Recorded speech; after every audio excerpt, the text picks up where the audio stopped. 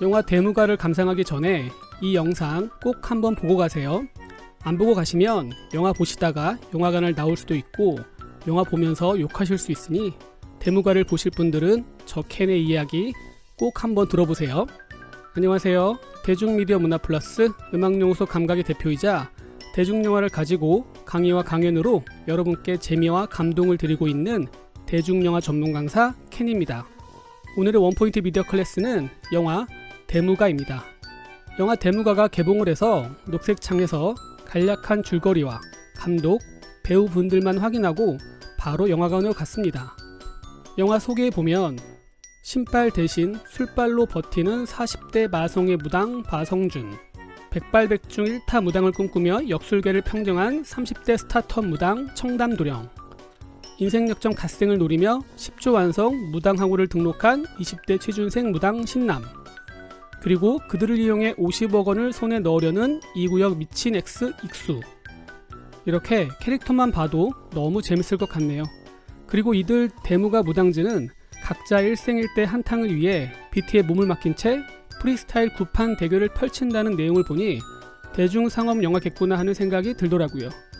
참고로 영화를 보시면 아시겠지만 대무가의 뜻이 무당이 신을 받기 위해, 그러니까 접신을 하기 위해 자기 살아온 인생을 노래로 고백하는 걸 말합니다. 그런데 막상 영화를 감상하고 난 후에 기존에 우리가 흥미롭게 감상한 대중상업 영화가 아닌 것 같았습니다.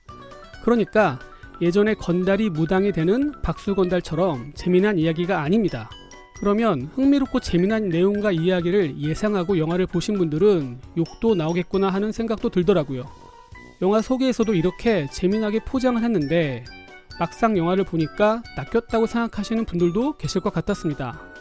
아직 많은 분들이 영화를 못 봐서 녹색창에 감상평을 많이는 안 남기셨는데요. 한번 보면 좋은 소재를 이렇게 연출하다니 너무 안타깝네요. 처음 30분 동안 자다 나왔어요. 배우들 연기가 아깝다. 이렇게 안 좋게 보신 분들도 계셨습니다. 저도 영화를 봤지만 이분들의 마음을 충분히 이해할 수 있었습니다. 그리고 영화 보기 전에 기존에 감상했던 재미난 영화를 생각하셨거나 검색이나 리뷰를 통해 영화에 대한 정보를 보고 재미난 영화라고 예상을 하셨는데 그런 영화가 아니라 실망하실 수도 있을 것 같았습니다. 그런데 이렇게 영화를 감상하신 분들도 계셨습니다. 전체적으로 조금 아쉽지만 배우들의 연기는 좋았고 영화의 소재도 신박해서 나쁘지 않았음. 신선하다, 독특하다. 굿을 한과 흥을 담아 힙하게 풀어낸 신박한 영화. 이렇게 신선하고 신박하다고 감상평을 남기신 분들도 계십니다. 같은 영화를 감상해도 이렇게 다르게 감상평을 남기셨네요. 영화를 감상하는 데 있어 정답은 없겠죠.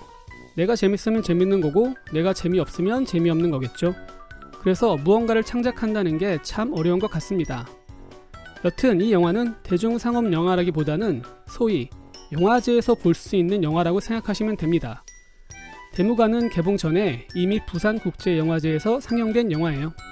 영화제에서 상영되는 영화들은 보통 대중상업 영화의 내용과 이야기의 패턴을 잘 따르지는 않죠.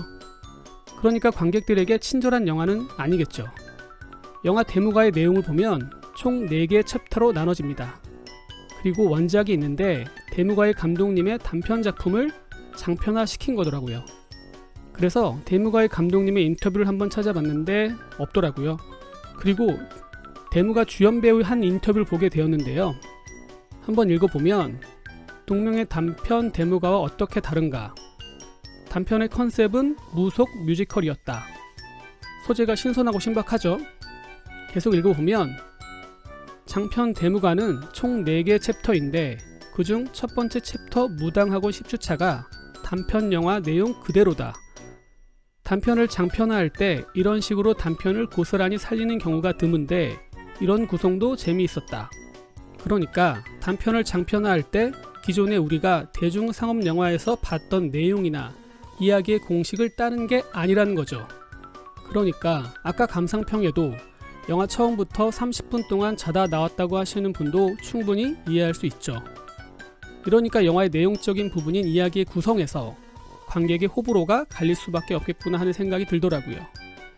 영화의 이야기를 이끄는 주된 사건이 동네 재개발로 인해 벌어지는 무당과 조폭의 이야기이고 이주 계약서를 손에 넣으려는 조폭 익수가 무당들을 이용해 이주 계약서를 숨겨둔 곳을 찾는 건데, 대중상업 영화가 가져야 할 이야기의 개연성은 조금 부족한 부분이 있는 것 같았습니다.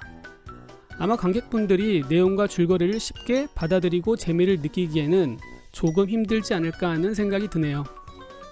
각각의 캐릭터는 너무 좋은데 이 캐릭터를 가지고 이야기의 구성을 만드는 데 있어 조금 아쉬운 영화였던 것 같습니다. 하지만 영화의 독특함과 대중상업영화에서 느끼지 못한 재미가 있어서 개인적으로 좋았습니다. 이 영화를 아직 못 보신 분들과 앞으로 보실 분들이 계시니까 영화의 내용과 줄거리에 대해서는 여기까지 이야기하겠습니다.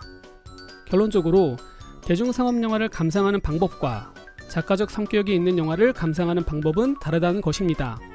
작가적 성격이 있는 영화를 대중상업영화처럼 감상한다면 실망할 수 있겠죠. 그래서 제가 여러분께서 대중상업영화나 장르영화를 감상하시거나 누군가에게 영화에 대해 이야기할 때 조금이나마 도움을 드리고 싶어 쓴 책이 바로 이 두 권입니다. 여튼 대중상업영화나 재미난 영화를 보고 싶어 하시는 분들은 이 영화 보시게 되면 실망하실 수 있으니 영화관에 가기 전에 꼭 참고하시기 바랍니다.